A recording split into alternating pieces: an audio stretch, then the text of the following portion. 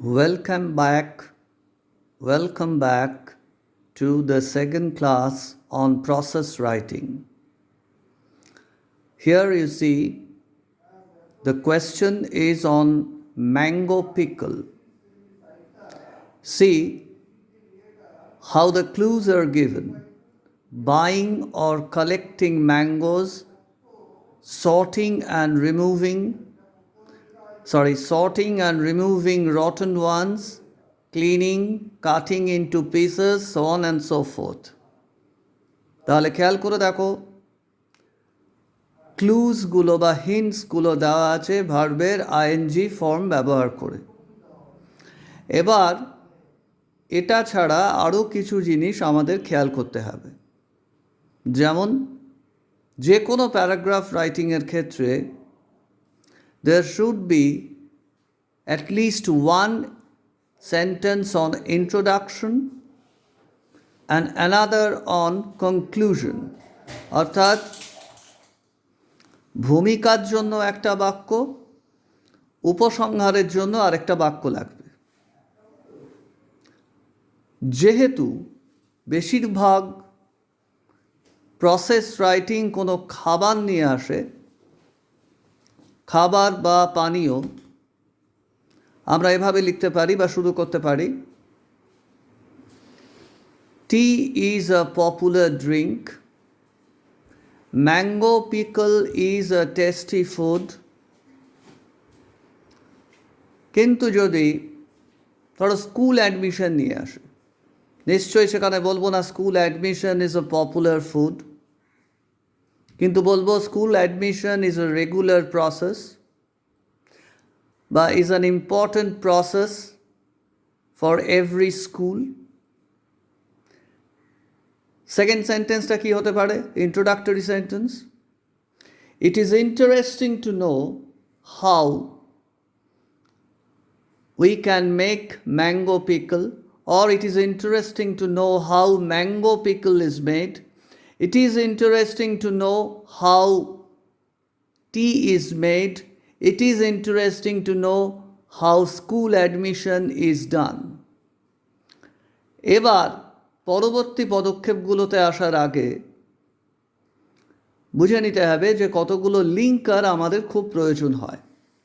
Linker মানে বাক্যগুলোর পারস্পরিক সম্পর্ক বোঝানোর জন্য যে শব্দগুলো ব্যবহার করা হয় সেগুলোকে সাধারণত আমরা লিঙ্কার বলি।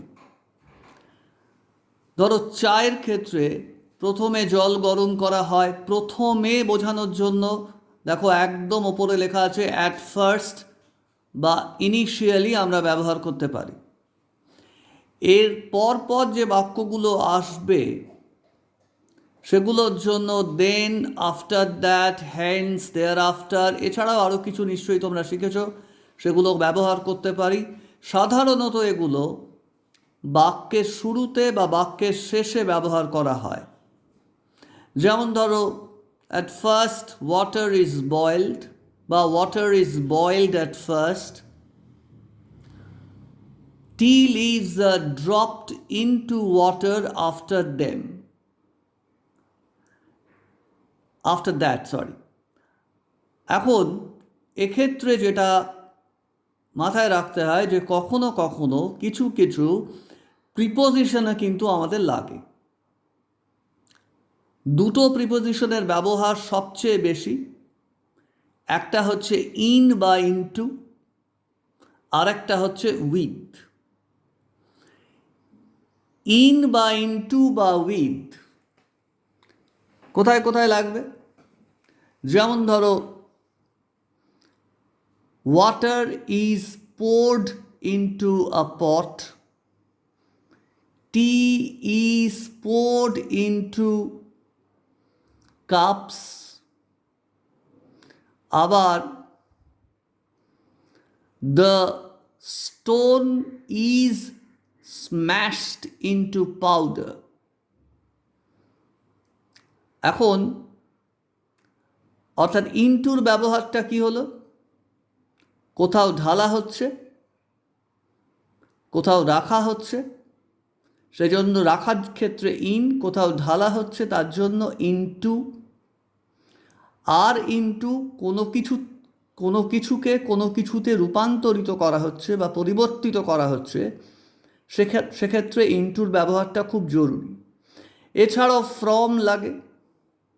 হ্যাঁ, সময় বোঝানোর জন্য, ডিউরেশন বোঝানোর জন্য ফরের ব্যবহারটা খুব লাগে। যেমন ধরো, water is boiled for 3 minutes, boiled water is kept for 3 minutes, এগুলোর খুব প্রয়োজন হয়। এখন আমরা একটা বক্সে দেখাচ্ছি যে পরপর কিভাবে আমরা ম্যাঙ্গো পিকলকে লিখতে পারি। প্রথমে দেখো, ওপরে লেখা আছে mango pickle is very tasty, it is interesting to know how it is made. এবার object, at first mangoes are collected from the market, then rotten ones are sorted and removed. একটু আগেই যার উদাহরণ দেওয়া হয়েছিল। গুড ম্যাঙ্গোস বা good ones are cleaned after that. Spices, salt, mustard oil and chilli are mixed with mango pieces. একটু আগে বলছিলাম যে উইথের ব্যবহার কোথায় হয়। Mixed with very common. মিক্সডের জায়গায় অনেকে অ্যাড ব্যবহার করে, অ্যাডেড টু লিখতে হয়, অ্যাডেড উইথ হয় না। সুগার অ্যান্ড সল্ট আর অ্যাডেড টু ওয়াটার। এছাড়া উইথের আরেকটা বড় ব্যবহার হচ্ছে, ধরো কোনো কিছু দিয়ে কাজটা করা হয়। ধরো স্টোন গুঁড়ো করা হচ্ছে, stone is smashed into powder with a hammer. যেটা দিয়ে কাজটা করা হয় তার সাথে উইথ লাগে।